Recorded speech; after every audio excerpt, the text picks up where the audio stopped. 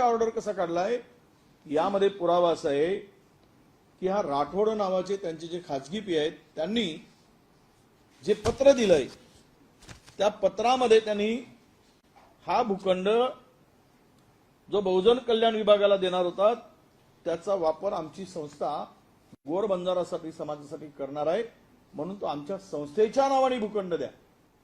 म्हणजे ही समाजाची घोर फसवणूक आणि काही लोकांना पैसे देऊन भाड्याचे तट्टू आणून ज्या संजय राठोडच्या बरोबर एक कॉन्ट्रॅक्टर आहे ज्याला यांनी 200 कोटीचे काम दिले जलसंधारणाची आउट ऑफ वे जाऊन 2 कोटीचं काम असेल तर 5 कोटीचं त्याचं निविदा टेंडर तयार केलेला त्यांनी काही माणसं गोळा करून समाजाला मिळालेल्या भूखंडाचा बदनामी केली म्हणून माझ्या विरुद्ध आंदोलन केलं।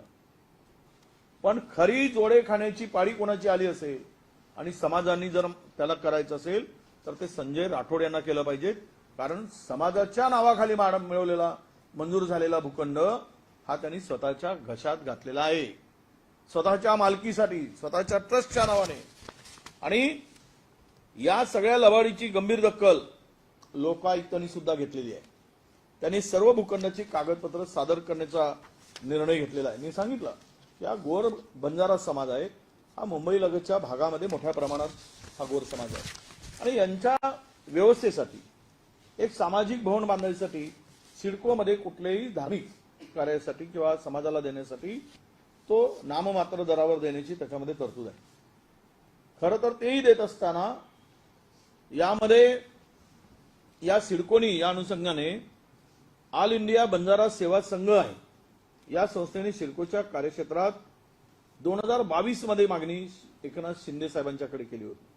2023 मध्ये मुख्यमंत्र्यांनी याबाबत बैठक घेऊन सकारात्मक निर्देश दिले होते। मग मुख्य सचिव यांनी गोर समाजासाठी सुयोग्य भूखंड देण्याची मागणी सिडकोला देण्याचे निर्देश सिडकोला दिले आणि त्यानंतर बंजारा समाजाच्या वतीनं मंत्री राठोड यांनी स्वतः त्या 2 भूखंडाची पाहणी केली। त्यातील नवी मुंबई येथील सेक्टर क्रमांक 21-22 5600 चौरस मीटर म्हणजे किमान 60,000 फूट 1.5 एकरच्या वर चौरस भूखंड गोर बंजारा समाजाला देण्याचा प्रस्ताव सिडकोने राज्य सरकारकडे पाठवला। 2023 मध्ये सप्टेंबर औरंगाबाद येथे पार पडलेल्या मंत्रिमंडळाच्या बैठकीत गोर बंजारा समाजाला समाज भवन बांधण्यासाठी 4000 चौरस फूट जागा शासकीय दराने व 1600 चौरस फूट जागा भूखंड राखीव किमतीच्या म्हणजे 125% दराने द्यायचा निर्णय झाला। सप्टेंबर 23 मध्ये मंत्रिमंडळाच्या निर्णयात कोणत्याही संस्थेला हा भूखंड वाटप करायचा उल्लेख नव्हता। 1 नोव्हेंबर 2023 रोजी राज्याच्या नगरविकास विभागाने हा भूखंड श्री संत doctor Ramrao Maharaj charitable trust Digras या संस्थेला हस्तांतरित करण्याचा आल्याचा उल्लेख करणारा शासन निर्णय त्यांनी प्रसिद्ध केला।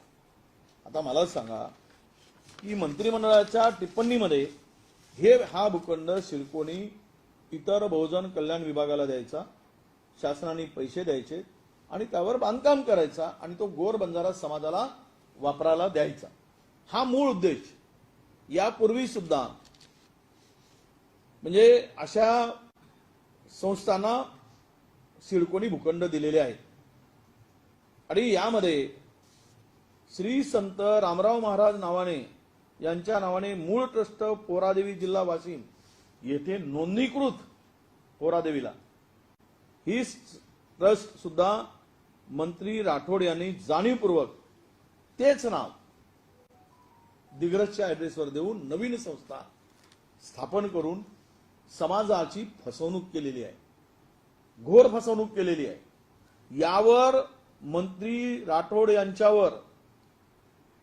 मंत्रिमंडळाचा निर्णय डावलून स्वतःच्या खासगी सचिवांच्या पत्राच्या भरोशावर सिडकोचे तत्कालीन अधिकारी यांनी हेराफेरी केली। यामध्ये दोघेही हेराफेरीमध्ये अडकले आहेत। मंत्री राठोड हे नियमानुसार कारवाईस पात्र आहे आणि त्या संस्थेचे अध्यक्ष पण आहे। एखाद्या चॅरिटेबल ट्रस्टला असा लाभ घेता येत नाही सिडकोकडून. ती धार्मिकच संस्था असायला पाहिजे.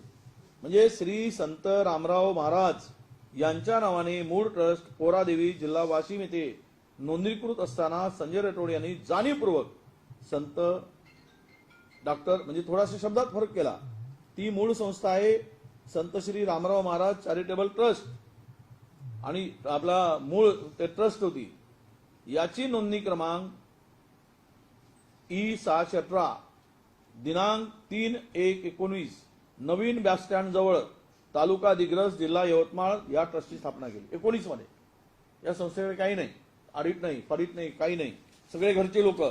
या ट्रस्टचे अध्यक्ष स्वतः आहेत. ते त्याचे सख्खे चुलत भाऊ सचिव, त्याच्या घरातली कुटुंबातली सर्व सदस्य, मंत्री राठोड यांचे सचिव विशाल राठोड यांनी जे काही पत्र दिलं त्या याच्यावर या भूखंडाची विल्हेवाट लावल्या गेली. उलट पक्षी बेकायदेशीरपणे हेरफेरीला मुख्यसमितीस दिल्याचे कागदपत्रावरून नगरविकास खात्याने याला मान्यता दिली.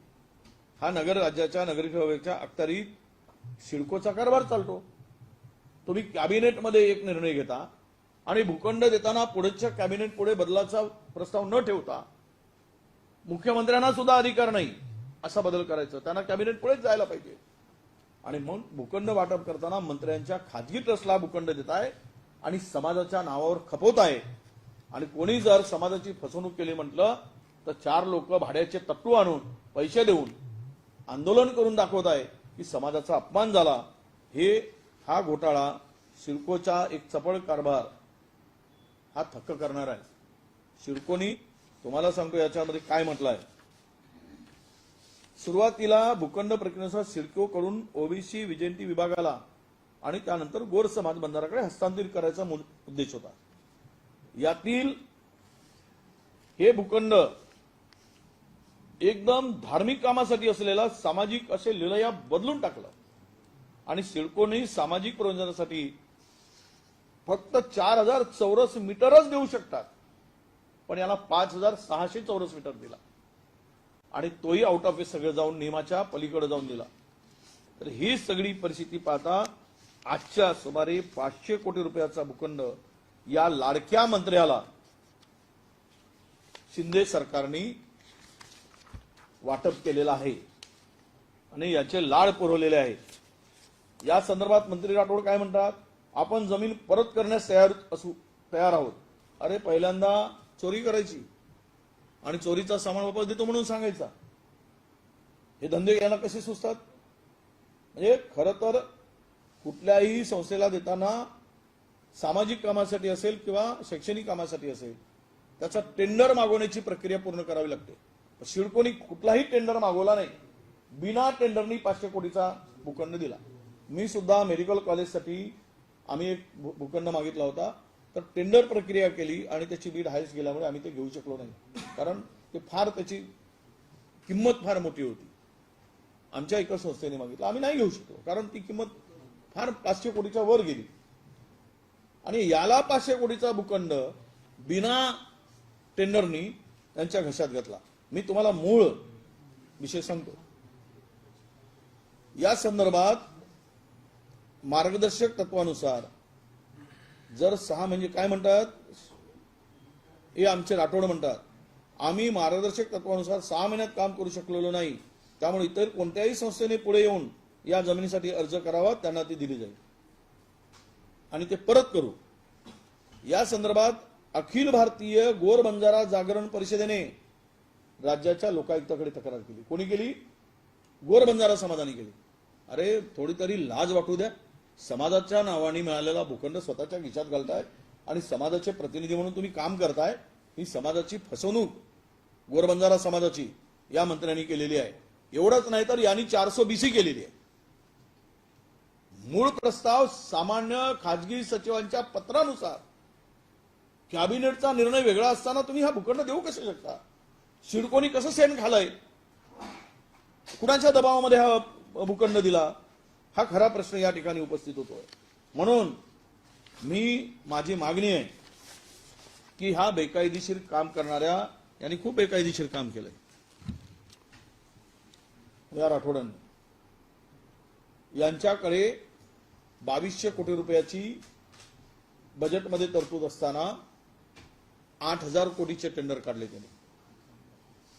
दीडपट टेंडर काढण्याची प्रोव्हिजन आहे. यावर तो कुशिरे नावाच्या अधिकाऱ्यावर कारवाई होणे अपेक्षित आहे, कारण मंत्र्यांच्या इशाऱ्यावर त्यांनी काढला आणि मंत्री त्याला जबाबदार आहे.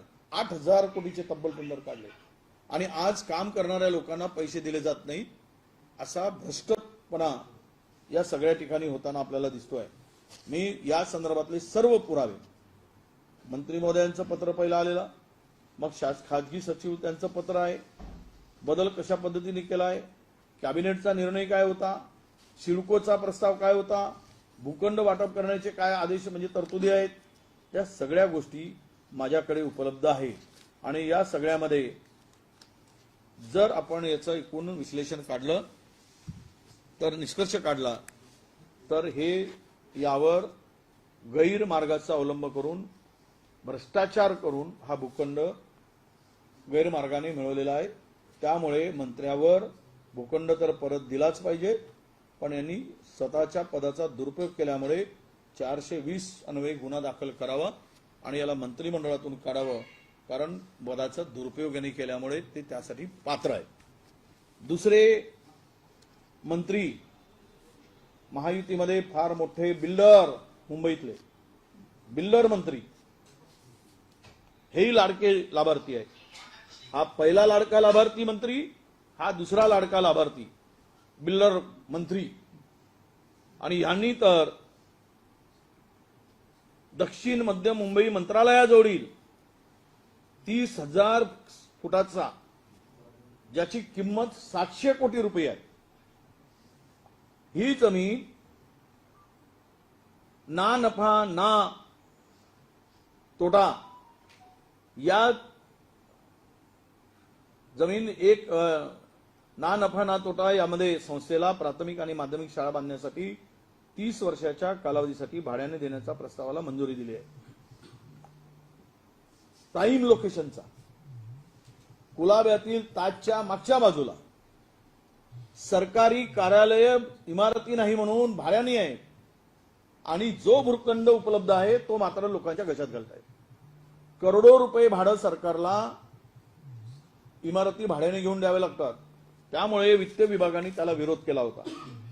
महसूल विभागाचंही सुद्धा त्यामध्ये गोलमाल उत्तर होतं, द्या नाही द्या. आणि ही संस्था खाजगी संस्था म्हणजे इंग्रजी माध्यमांची सीबीएसई आणि इंग्लिश मीडियमची संस्था आहे. यामध्ये मराठी माणसाचा काही संबंध नाही. इथे जैन समाजाच्या नावाने जरी ट्रस्ट असली तरी जैन समाजाचा या भूखंडाची काही संबंध नाही. हा बिल्डर मंत्री याच्या मागे आहे आणि या बिल्डर मंत्र्यांनी हा भूखंड ताब्यात घेण्यासाठी केलेला दबाव तंत्राचा वापर यामध्ये स्पष्ट दिसतो आहे. कारण जैन इंटरनॅशनल ऑर्गनायझेशन या संस्था ही शाळेच्या माध्यमातून या शाळेच्या उद्देशाने हा भूखंड दिलेला आहे. कॅबिनेट नोटनुसार वित्त विभागाने आपला आक्षेप स्पष्टपणे घेतलेला आहे. कारण यामध्ये जेव्हा सरकारचं त्यांचं म्हणणं आहे वित्त विभागाचं की जेव्हा सरकारलाच कार्यालय बांधण्यासाठी जमिनीची गरज आहे, अशा वेळी ही जमीन खाजगी संस्थेला देणे योग्य होणार नाही. त्यामुळे या प्रस्तावाला मंजुरी देण्यात येऊ नये असं म्हटलेलं आहे. आणि मंत्रालयातील अनेक महत्वाची शासकीय कार्यालये जागेअभावी जवळपासच्या ठिकाणी स्थलांतरित करण्यात आली असून सरकार कोट्यावधी रुपये भाड्यावर खर्च करत आहे. अशा परिस्थितीत कोणत्याही कारणास्तव मुख्य भूखंड देता येणार नाही असं वित्त विभागाने स्पष्टपणे म्हटलं आहे. लवकरात लवकर सरकारी कार्यालयासाठी ही जमीन संपादित केली जावी. आता हे सगळं असताना याला हे भूखंड देण्याचं काम झालेलं आहे. याची कॅबिनेट नोट माझ्याकडे आहे. कॅबिनेट नोटमध्ये भुलेश्वरची जागा जैन इंटरनॅशनल जिमखान्यात, हा वेगळा विषय. हे पुन्हा तुम्हाला याचा GR ड्राफ्ट तयार आहे, अजून दिलेला नाही. त्या ड्राफ्टची कॉपीच माझ्याकडे आहे. कॅबिनेटच्या निर्णयानंतर GR काढण्यासाठी, परंतु बोंबाबोंब होऊ नये म्हणून कदाचित आचारसंहितेनंतर हा भूखंड त्या संस्थेच्या घशात घातला जाईल. यामध्ये मी सांगितलं की बिल्डर मंत्र्यांच्या दबावात ही जागा दिली गेली. जुलै म्हणजे 2015 मध्ये जिल्हाधिकाऱ्यांनी ही जागा MMRDA मुंबई मेट्रोला 3चे यार्ड बांधण्यासाठी हा भूखंड तात्पुरता MMRC कडे CL कडे सुपूर्द करण्यात आला होता, करण्यास सांगितलं होतं. 2023 मध्ये MMRCL ने नगर जिल्हाधिकाऱ्यांना भूखंडावरील काम संपल्याची माहिती दिली, मात्र सुरक्षा नेमून पुढील अतिक्रमण होऊ नये म्हणून MMRCL ने ठेवण्यात आला होता. सध्या या जागेचा वापर वाहनतळ म्हणून केला जात आहे. राज्य मंत्रिमंडळासमोर सादर केलेल्या दस्तावेजामध्ये 2019 मध्ये यांनी पार्किंगचं आरक्षण बदलवून टाकलं आणि ती शाळा असं आरक्षण केलं आणि ही जागा त्यांना, या संस्थेला हा 700 कोटी रुपयाचा भूखंड शासकीय जागेसाठी वापर न करता यांना देण्याचा निर्णय घेतला. जशी आचारसंहिता सुरू होईल हा ड्राफ्ट त्यांना देण्याचा GR हे बघा तयार आहे. फक्त याच्यामध्ये सही झाली नाही. कुलाबा महसूल विभागातील भूखंड क्रमांक 663 BBR 5 प्लॉट नंबर 105 या मिळकतीचे एकूण 2295.74 चौरस मीटर क्षेत्र जैन आंतरराष्ट्रीय संस्थेत प्राथमिक व माध्यमिक या शैक्षणिक प्रयोजनासाठी 30 वर्षाच्या भाडेपट्ट्याने देण्यात येत आहे. हे काय चाललंय? 700 कोटीचा भूखंड एका मंत्र्याला, 500 कोटीचा भूखंड दुसऱ्या मंत्र्याला, सगळे नियम धाब्यावर बसवून या भूखंडाची विल्हेवाट हे सरकार लावत आहे आणि यासाठी हे दोनही भूखंड सरकारने परत घ्यावेत आणि यावर सरकारने त्वरित कारवाई करावी अशी आमची मागणी आहे. आणि हे लाडके मंत्री, लाडके आमदार पोचण्याचं काम आता बंद करावं, यांचं लाड पुरवण्याचं काम आता बंद करावं. गुन्हेगारांना आता काल परवा आपण पाहिलं, गुन्हेगारांना संरक्षण देणारच आता गृह खातं झालंय तिकडे. आणि त्यांनी स्पर्धा आहे यांच्यात. पुण्यामध्ये पोर्शे कार झालंय, तिकडे NCP अजितदादा पवार गटाच्या माणसांनी त्याला वाचवण्याचा प्रयत्न केला. मुंबईमध्ये वर्लीमध्ये झालेली घटना हिट अँड रनची, तो शिंदे गटाचा नेता होता, त्याचा पोरगा होता त्यामध्ये, त्याला वाचवण्याचा प्रयत्न झाला. आणि तिसरी घटना म्हणजे बावनकुळेंची. ड्रायव्हर दारू पिऊन चालवत आहे. काय म्हटलंय माहिती आहे पोलिसांनी? ड्रायव्हर दारू पिऊन चालवत आहे आणि त्याच्या बाजूला मुलगा बसला. आता दारू पिऊन जर ड्रायव्हर चालवत आहे गाडी, हे माहीत आहे तर ड्रायव्हरला गाडी कोणी देईल का? ड्रायव्हरला गाडी देईल का? आणि तुम्ही कारवाई न करता सर्व ठिकाणी आरोपी 48 तास मोकाट सोडताय. त्यानंतर जर तुम्ही त्यांचं ब्लड टेस्ट केलं तर अल्कोहोलिक निघणारच नाही ब्लडमध्ये, ब्लड टेस्टमध्ये. हे सगळी परिस्थिती त्या लपवण्यावर, आणि म्हणून हे सगळं काम मला वाटतं एक अजित पवार गट पूर्ण त्यांनी केलं पुण्यात, मुंबईमध्ये शिंदे गटाने केलंय. आता ह्यांना वाटलं की मी कशाला मागे राहू म्हणून भाजपच्या प्रदेशाध्यक्षाच्या पोरांनी नागपुरात केला. अशा अनेक घटना होत आहेत. याला गुन्हेगारांना आता एक नवीन पायंडा यामध्ये पडतोय की मालकानी लोकांचा जीव घ्यायचा आणि ड्रायव्हरवर नाव आणायचं. इथेही ड्रायव्हरचं नाव आलं. काम करणारा कर्मचारी असेल, ड्रायव्हर असेल, याला बळीचा बकरा करायचा आणि आरोपींना मोकाट सोडायचा. असं म्हणतात की 150च्या स्पीडनी गाडी होती. नशिबाने कोणी काही लोकांचा जीव गेला नाही, नाहीतर 10-20 लोकांचा जीव गाडीमध्ये लोक असते तर घेतले असतात. यामध्ये स्पष्ट झालेलं आहे की बावनकुळे यांच्या मुलाने भरधाव वेगात गाडी चालवल्यामुळं हे ठार केलेलं आहे, म्हणजे या केल्यामुळे ॲक्सिडेंट झालेला आहे. हे आमदार जयकुमार गोरे यांनी तर 2 लोकांचा जीव घेतला भरधाव गाडी चालवून. म्हणजे यांना आता पैशाचा माज एवढा आलेला आहे, सत्तेचा माज एवढा आलेला आहे, यांच्या गाड्या आता सुसाट जायला लागल्या आहेत. यांना लोकांच्या जीवाची पर्वा नाही. लोक मेली काय आणि गेली काय यांना काही देणं घेणं राहिलं नाही. याचाच अर्थ मला कीव येते की मुलगा गाडी चालवत होता, जर ड्रायव्हर गाडी दारू पिऊन गाडी चालवत होता तर कोणीतरी जगातला मूर्ख माणूस आहे काय नंबर प्लेट काढून गाडी ठेवेल? म्हणजे यावरून तरी स्पष्ट दिसतं पोलिसांनी इतक्या आंधळेपणाने एखाद्या आरोपीला पाठीशी घालू नये. म्हणजे मुलगा दारू पिऊन नाही आणि ड्रायव्हर दारू पिऊन आहे तर मग नंबर प्लेट कशाला काढून गाडी ठेवली? ड्रायव्हरला वाचवण्यासाठी कोणी नंबर प्लेट काढेल? स्पष्ट आहे की मुलांनी हे वडिलांनी कबूलच केलंय ती गाडी त्याच्या मुलाच्या नावाने, मग आरोपी मुलगा नाही. हे सर्व धंदे यामुळे कुठे दारू पेत होते त्याचे CCTV फुटेज आणायला पाहिजे. लाहोरी बारमध्ये 2 मिनिटात मिळालं असतं. आता तेही कदाचित बदलापूर सारखे फुटेज गायब केले असतील. लपवण्याचे धंदे सुरू आहेत. आणि म्हणून ही निपक्ष चौकशी व्हावी, दोषी त्यांच्यावर कारवाई व्हावी. तो कोणाचा मुलगा आहे त्यापेक्षा कोणा हे धंदे करण्याची हिंमत कोणामध्ये येऊ नये. म्हणून मला सरकारला विनंती आहे, तो प्रदेशाध्यक्षांचाही मुलगा का असेल पण त्याच्या लाडक्या पोरांना वाचवण्याचा प्रयत्न सरकारने करू नये. आणि त्या सरकारची जी धडपड काही सुरू आहे त्याला वाचवण्याची, याची पूर्णतः चौकशी झाली पाहिजे.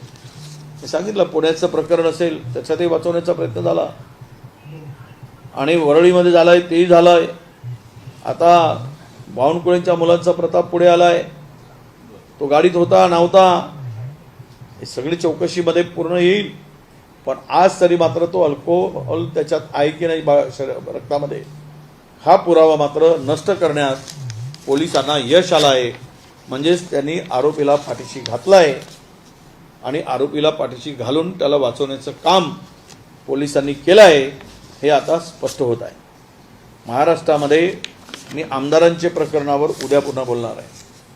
3 आमदारांना पुन्हा भूखंड दिलेले आहे, त्यांचे लाड पुरवले आहेत.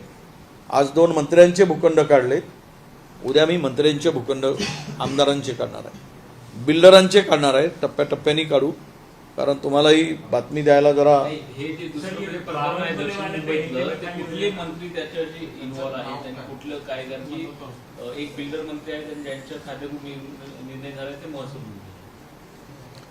महसूल मंत्र्यांची टिप्पणी जी आहे किंवा महसूल विभागाची ही पूर्णतः गोलमाल आहे. मुंबईतला कुलाब्यातला भूखंड संस्थेला देतात काही कोणी 30,000 फुटाचा, ज्याची 700 कोटी रुपये किंमत आहे. तुम्ही नाममात्र भाड्यानं दिला. मी सांगितलं की यामध्ये बिल्डर, पूर्वीचा बिल्डर आणि आत्ताही बिल्डर आहे तो, त्या बिल्डर मंत्री यामध्ये इन्व्हॉल्व आहे. त्याचं नाव योग्य वेळी आम्ही तुम्हाला देऊ. मी भूखंडाचं नाव सांगितलं आहे, संस्थेचं नाव सांगितलं आहे. मला जरा ट्रस्टची नावं येऊ द्या, त्यामध्ये ते कोणत्या पदावर आहे मग मी ते बोलू शकेल.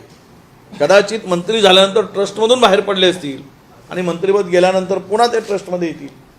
त्यामुळे आज मी त्यांचं नाव घेऊ इच्छित नाही. एक दुसरा मुद्दा आहे, RSSचे जे मोहन भागवत जे संघ प्रमुख आहेत त्यांनी वक्तव्य केले की शिवाजी महाराजांची समाधी लोकमान्य टिळकांनी शोधली. तुमचं काय म्हणणं? शिवाजी महाराजांची समाधी आणि महाराजांची खऱ्या अर्थानं मोहन भागवतजी काय म्हणतात, पण इतिहास म्हणतो महात्मा ज्योतिबा फुलेंनी शोधल्याचा ऐतिहासिक पुरावा. म्हणजे पहिल्यांदा जर लोकांच्या पुढे आलं असेल तर ते महात्मा ज्योतिबाच्या फुलेमुळे आलं. आता हा शोध RSS कुठूनही आणि कसाही आणू शकतात. RSSची सवय आहे. तुम्ही पाहिलं की मुख्यमंत्री उपमुख्यमंत्री म्हणतात सुरत लुटलीच नाही आणि इतिहासकार म्हणतात सुरत लुटली. यावरून आपल्या लक्षात येईल की त्या मोहन भागवतांची जी काही भूमिका आहे ती दिशाभूल करणारी आहे, एवढं माझं मत आहे. सर तुम्ही गृह खात्याविषयी बोललात. गृह खात्याचा कारभार त्या मान तालुक्यातील अतिशय भयानक आहे. आमदार जयकुमार गोरेंनी 2 लोकांना उडवलं, मेले 2 म्हणजे त्याच्या गाडीने. नाही आम्हाला त्यांनी एक कॉलेज हडपलंय, मेडिकल कॉलेज. त्या कॉलेजमध्ये कोरोना काळामध्ये मृत लोकांवर पैसे घेतले, अनुदान घेतलं म्हणून उच्च न्यायालयाने त्यांच्यावर ताशेरे ओढले, गुन्हे दाखल करा. आणि ते पोलीस उलटे सुलटे जबाब घेतले. आणि ज्या व्यक्तीने याचिका दाखल केली त्यालाच ईडीने अटक केली 4 दिवसांनी. हा असा सगळा हे सगळे प्रकरण आमच्या पुढे आहे. 2 महिने थांबा, निवडणूक होऊ द्या, महाविकास सरकार आघाडीचं सरकार येऊ द्या. याचं कारण सांगतो मी आतापर्यंत 400 पत्र दिले असतील विविध गैरप्रकारांनी, विविध विभागांना. सभागृहामध्ये पुराव्यानिशी मांडलेत. त्यावर हे मुख्यमंत्री उपमुख्यमंत्री कोणाची चौकशी करत नाही, त्याचं उत्तर पण देत नाही, त्याची चौकशी करत नाही. करोडो रुपये, लाखो करोडो रुपये महाराष्ट्राचे यांनी गैरप्रकारातून भ्रष्टाचारातून कमवले, पण कारवाई होत नाही. 2 महिने थांबा. ही सगळ्या प्रकरणाची आमच्याकडे उपलब्ध सर्व प्रकरणाची आम्ही चौकशी करू. त्यामध्ये प्रामुख्याने पाहायला गेलं तर विदर्भ, मराठवाड्यात याचबरोबर इतर राज्याच्या भागात सुद्धा काँग्रेसचा याचबरोबर महाविकास आघाडी सरकार बसला असा अंदाज वर्तवला जातो. अशा पद्धतीने बघता नाही, असे सर्वे तर पहिल्या सर्वेपासून आतापर्यंत भाजपवाले थकून गेलेत. वरच्यावर सर्वे करता करता त्यांची स्थिती काही सुधारत नाही आहे, उलट कमी होत आहे. जेवढ्या निवडणुका पुढे जातील तेवढे पुन्हा महायुतीचं अधपतन होताना तुम्हाला दिसेल. पूर्वीपासूनच त्यांनी लाडकी बहीण आणण्यापूर्वी सर्वे केला, तिथेही मागे पडले. लाडकी बहीणचा हप्ता दिला 2 महिन्याचा, त्यांना वाटलं आता आमची परिस्थिती सुधारेल, बहिणी आम्हाला मत देतील. पण बहिणीने सांगितलं हे लुटारू भाऊ आहे, हे लुटारू भावांना टॅक्सच्या रूपानं, महागाईच्या रूपानं आमच्या बहिणींना लुटत आहेत, त्यामुळे यांना मतं द्यायचं नाही ठरवलं. सर्वे त्यानंतर सुद्धा महाविकास आघाडीच्या बाजूने आहे. मला पूर्णतः महाराष्ट्रातील जनतेने ठरवलं आहे की महाविकास आघाडीच्या बाजूने उभं राहायचं आणि महाराष्ट्रातील सर्व रिजनमध्ये महाविकास आघाडीला पूर्णतः लोकांचं पाठबळ आणि लोकांची महाविकास आघाडीच्या पाठीमागे उभं राहण्याची तयारी या सगळ्या सर्वेमधून आहेच, पण प्रत्यक्ष वस्तुस्थिती सुद्धा ती आहे. सर केंद्र सरकारचा एक मोठा प्रकल्प येतोय BMIC नावाचा, म्हणजे 10-12 MIDC बसतील अशा मान तालुक्यात. आणि त्यासाठी शेतकऱ्यांच्या, धनगर समाजातल्या शेतकऱ्यांच्या जबरदस्तीने जमिनी घेतल्या. त्यांना काही कल्पना दिली नाही, काय नाही. आणि त्याच्यामध्ये 700 एकर जमीन BJPच्या मोठ्या मोठ्या मंत्र्यांची आणि 400 एकर अजित पवारांनी घेतली. बघा, समृद्धी रस्ता झाला, समृद्धी करून घेतली, अधिकाऱ्यांनी केली, मंत्र्यांनी केली, तत्कालीन आमदारांनी केली. हे पहिले माहिती करून घेतात की प्रोजेक्ट कुठे आणायचा आणि तेथील जमिनी पहिलेच घेऊन टाकायच्या. जमिनी घ्यायचा आणि स्वस्त्यामध्ये जमिनी घेऊन त्याच जमिनी एक्विजिशन करून द्यायच्या इंडस्ट्रीला आणि त्यातून करोडो रुपये कमवायचे. हे पूर्ण धंदे या सरकारचे आतापर्यंत आहे. याही संदर्भात आम्ही माहिती घेऊ आणि पूर्ण याची चौकशी करायला लावू. अशी जबरदस्तीनं जमीन घेता येणार नाही. तुम्हाला जमिनीचा रेडी रेकनरच्या 5 पट मोबदला 2013च्या भूसंपादन कायद्यानुसार द्यावंच लागेल. तुम्ही तिथे कुठेही गडबड करू शकत नाही आणि जर केली तर त्याची सर्व चौकशी करण्याची मागणी आम्ही करू आणि शेतकऱ्यांच्या पाठीमागे राहू. सर, लोकसभा निवडणुकानंतर जी पद्धती किंवा ज्या पद्धतीने तुमचे नेते काँग्रेस पार्टी सोडून दुसऱ्या पक्षात जात होते, तर सध्याची परिस्थिती बदलली आहे, त्यामध्ये तुम्हाला अपेक्षा आहे की जे नेता किंवा अशोक चव्हाण असतील किंवा संजय निरुपम असतील ते परत येतील का? तुम्हाला असं वाटतं का? नाही, कोणी परत यावेत हा निर्णय आता राज्याच्या हातात नाही. मोठ्या नेत्यांच्या संदर्भात तो निर्णय हायकमांडचा आहे. येत असतील त्यांना घ्यायचं की नाही. संकटाच्या वेळेस जो सोबत होता तो खरा काँग्रेसी. काँग्रेस पक्ष अडचणीत असताना साथ सोडून पळाला तर पडपुट्याला परत घ्यायचं का की घ्यायचं नाही, हा निर्णय तो सर्वस्वी हायकमांडचा आहे. दार बंद आहेत का त्यांच्यासाठी? दार बंद करायचा विषय आम्ही आत्ता तरी दार बंदच आहे. महाराष्ट्रातील तमाम कार्यकर्त्यांचं म्हणणं आहे या पडपुट्यांना परत घेऊ नका. त्यामुळे आता तर दार त्यांच्यासाठी बंदच आहेत. उघडायचं की नाही तो अधिकार आमच्याकडे नाही, तो हायकमांडकडे आहे. सर हिंदी में जानना चाहेंगे बावन कुले के जो बेटे हैं संकेत बावन कुले, उनकी गाड़ी रैम्प की है, वहाँ पे काफी लोगों को नुकसान भी हुआ है, 2 लोग घायल हुए हैं. क्या कहेंगे, अभी तक फरार हैं वो, उनका कोई नाम चार्जशीट वगैरह किसी ने कुछ दिया नहीं है? नहीं, 2 लोगों को अरेस्ट किया गया है, ड्राइवर को भी अरेस्ट किया गया है. पुलिस का कहना है कि ड्राइवर ने शराब पी थी और संकेत बाजू में बैठा था. उनके पुलिस के स्टेटमेंट में यह आया है. मुझे ये बताइए कि कोई भी ड्राइवर अगर गाड़ी ड्राइव कर रहा है तो उस गाड़ी के नंबर प्लेट कोई निकालेगा क्या? ड्राइवर को बचाने की कोशिश करेगा क्या? और ड्राइवर दारू पीकर शराब पीकर गाड़ी चला रहा है तो बाजू में बैठने वाला क्या शांति से बैठेगा? वो लाहौरी नाम के बार में ये सब लोगों ने दारू पी थी, पूरा फ्रेंड सर्कल था और गाड़ी संकेत ने चलाई, ये सब कहते हैं. तो इसकी जांच होनी चाहिए. सीसीटीवी फुटेज चेक करो. चाहे किसी का भी बेटा हो, गलती करता है तो उसको सजा होनी चाहिए, वो बचना नहीं चाहिए. यह भूमिका सरकार की होनी चाहिए. आजकल नया ट्रेंड निकला है जहां पे अपने अपने पार्टी के लोगों को बचाने के लिए पोर्शे कार में वो टिंगड़े ने अपने आदमी को बचाने की कोशिश की, अजित पवार गुट के. यहाँ पे भी वर्ली में शिंदे गढ़ का नेता था, उसके बच्चे ने वो इंसिडेंस किया, उसको भी बचाने की कोशिश की. वो 48 घंटा क्या 3 दिन मिला नहीं. उसके बारे में क्या अल्कोहल दिखेगा, उसके ब्लड में क्या मिलेगा? यही प्रकार इसके बारे में भी हुआ. उसको गायब हो गया, अब पकड़ में आएगा तीसरे दिन, उसके पास में कुछ शराब का ब्लड में टेस्ट में कुछ नहीं दिखेगा. तो ये नया ट्रेंड है. इंसिडेंस करो, गाड़ी भगाओ, लोगों को मारो, ड्राइवर को पर इंजाम करो और सही सलामत छूट जाओ. ये होम डिपार्टमेंट का नया काम अभी शुरू हुआ है. सर उनका कहना है उन्होंने किसी को कॉल नहीं किया है, किसी तरह का दबाव नहीं है पुलिस पे, इसको लेकर क्या कहेंगे? नहीं, कॉल करने की जरूरत ही नहीं है, नाम ही काफी है. अब कॉल किया नहीं किया, कौन से नंबर से किया, अब करने वाला थोड़ी सच बोलेगा.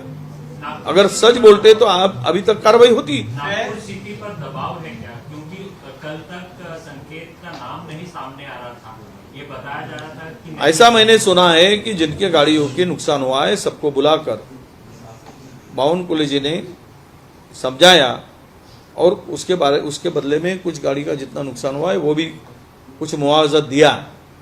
इसीलिए प्रकरण सामने आने में थोड़ा लेट हुआ.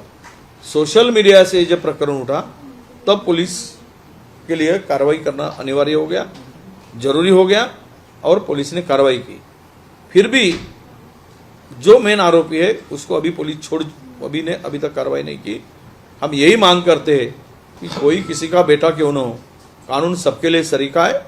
अगर वो गलती किया है तो उसको तुरंत कार्रवाई करो. निष्पक्ष जांच आपको एक्सपेक्ट करेगी, जैसे आप दावा कर रहे कि मेन गाड़ी वो चला रहा था, लड़का चला रहा था, ऐसी जानकारी. तो निष्पक्ष जांच कैसे होगी जब पुलिस ये पूरे सीसीटीवी फुटेज को निकाल, जहां जहां से गाड़ी गुजरी है पता चल जाएगा. और शराब अगर ड्राइवर शराब पी के बैठा है तो गाड़ी के नंबर प्लेट कौन निकालेगा? ड्राइवर को बचाने की कोशिश करेगा क्या? मैं तो ये पूरा अछूबा देख रहा हूँ.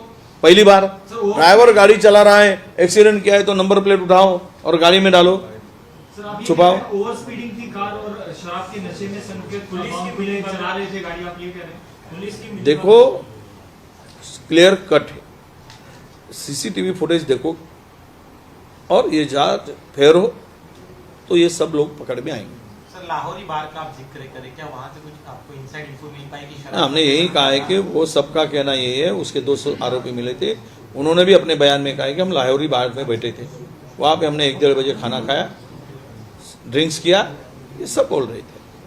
तो उससे ही पता चलता है कि लाहौरी बार में पता वो लोग बैठे थे, उसकी इंक्वायरी हो और सीसीटीवी फुटेज चेक करे तो किसने शराब कंज्यूम किया वो पता चल जाएगा। सर इसके अलावा सर सुशील कुमार शिंदे जी का एक बयान है जिसमें वो कह रहे हैं जब मैं गृह मंत्री था, लाल चौक में घूमता था, लोगों से मिलता था, मुझे बहुत पब्लिसिटी मिली, लेकिन मेरी अंदर से ही मुझे बहुत डर लगता था। केंद्रीय गृह मंत्री होने के बावजूद इस तरह का बयान दे रहे हैं। बीजेपी का कहना है कि गृह मंत्री होने के बावजूद तो कश्मीर में उस समय उन्हें घूमने को डर लगता था, आज कश्मीर फ्री हो गया 317 के बाद। तो जाए प्राइम मिनिस्टर और होम मिनिस्टर, बिना संरक्षण से वहां घूमे। जो प्रचार के लिए भी पार्लियामेंट में नहीं गए वो दूसरे के ऊपर आरोप लगाएंगे क्या? पता है, सबको पता है कि कश्मीर की क्या स्थिति है। 10 साल में कितने टेररिस्ट पकड़े गए, मारे गए, कितना अटैक हो गया। सादा मणिपुर में आजकल एक वीडियो देख रहे तुम, छोटे बच्ची को शूट किया जा रहा है, धज्जियां उड़ चुकी है और ये यूक्रेन रशिया का युद्ध थमाने को जा रहे। गांव जल रहा है, घर जल रहा है, वहां पर नहीं जा रहे और वहां जा रहे।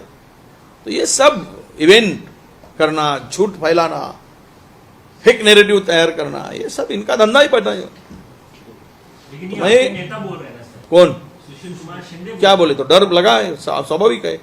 अगर बोला है तो उन्होंने सच बोला है कि जब घूमते थे जिम्मेदारी करके घूमना पड़ता था, दिल में डर था फिर भी घूमते थे। ये हिम्मत चाहिए। अगर इनमें डर नहीं है तो घूमे ना वहां पे, जाने ना प्रचार में। डर है तो, डर नहीं है तो ये जा सकते क्या? प्रचार के लिए भी नहीं गए, बाकी तो छोड़ दीजिए। बिना संरक्षण से जरा घूम के आए गाड़ी में बैठकर तो पता चलेगा कितने में कितना दम है। चलो, thank you. Sir Asaduddin Owaisi का स्टेटमेंट आ रहा है। गठबंधन करना चाहते हैं सर। ओवैसी ने गठबंधन का प्रस्ताव किया है महाविकास आघाड़ी। क्या आप लोग तैयार है सर ओवैसी को साथ लेने के लिए? बीजेपी की बी टीम कहा जाता था। नहीं, अब उनका प्रस्ताव आया है, उन्होंने कहा है। बोलना और प्रस्ताव देना लिखित रूप से कि हमें ये जगह चाहिए या हमें इस जगह पर हमारा इंटरेस्ट है और इसीलिए हम लोग अलायंस करना चाहते हैं, ये अभी तक आया नहीं है। तो इसीलिए बोल के एक परसेप्शन तैयार करने की कोशिश ओवैसी की दिखती है। अगर वो हमारे सीपी साहब को फोन करते, कांग्रेस प्रेसिडेंट को या शीर्षस्थ नेताओं से फोन पे बात करते कि हम लोग इंटरेस्टेड है, टीवी पे बात करने से अलायंस नहीं होती। सर वो दलील दे रहे हैं कि उनकी बात बैठक हुई सर, आपके बड़े नेताओं के साथ बैठक हुई, ऐसा दावा कर रहे हैं कि पहले दौर की बातचीत हुई और सकारात्मक संकेत भी मिले थे, लेकिन अब शांत है आप लोग। नहीं, ऐसा कुछ मुझे नहीं लगता है। अगर है तो किसके साथ में बैठक है वो इसी बताए। 25 जागांवरती महायुती ही मैत्रीपूर्ण लढत करणार आहे, शपथची चर्चा समोर येते। तुम्ही कशा पद्धतीने बघतात? आगामी निवडणुकांमध्ये मैत्रीपूर्ण लढत होणार का? नाही, चांगला आहे। 25 होत आहेत म्हणजे सुरुवात आहे, आलवेलायक आहे। 25 जागावर जर मैत्रीपूर्ण लढत होत असेल, अजून निवडणुकीचे सीट वाटपाचं, सीट शेअरिंगचं काम सुरू होण्यापूर्वी 25 जागावर यांचं ताळमेळ नाही। 25 जागावर एकमेकांच्या विरुद्ध उभे ठाकत आहेत। निवडणुकीच्या तारखेपर्यंत म्हणजे फॉर्म भरच्या शेवटपर्यंत हे 288 जागेवरही हे निवडणुका काय म्हणताय तुम्ही शब्द मैत्रीपूर्ण। हाँ, सर अजित पवार अमित शाह से मिलने एयरपोर्ट हाँ, 2 दिन के दौरे में शामिल नहीं हुए, उन्हें एयरपोर्ट पे मिलना पड़ा। मुख्यमंत्री पद के लिए वो चिंतित है, ये क्षमता उन्होंने वहां जताई, ऐसी खबरें आ रही है। देखो भाई, मुख्यमंत्री और उप मुख्यमंत्री अजित पवार ये दोनों का बिल्कुल जमता नहीं है, पूरे महाराष्ट्र को पता है। आपस में इनकी लड़ाई, इनकी फाइल वो दबा के रखते, इनकी फाइल वो दबा के रख रहे। सब काम जो चल रहा है कमीशन खोरी के लिए चल रहा है। जिनको जिनका हिस्सा मिला तो तुरंत साइन हो जाती है। सब हिस्से के लिए लड़ाई चल रही है और कमीशन इतना बढ़ चुका है, करप्शन इतना बढ़ चुका है कि ये लड़ाई कोई वैचारिक नहीं है फाइल से लड़ाई शुरू होती है तो इसका मतलब यही है उस फाइल से जो मिलना है वो नहीं मिल रहा है, और ये दोनों आपस में, दोनों क्या तीनों भी दिखावा दिखा रहे।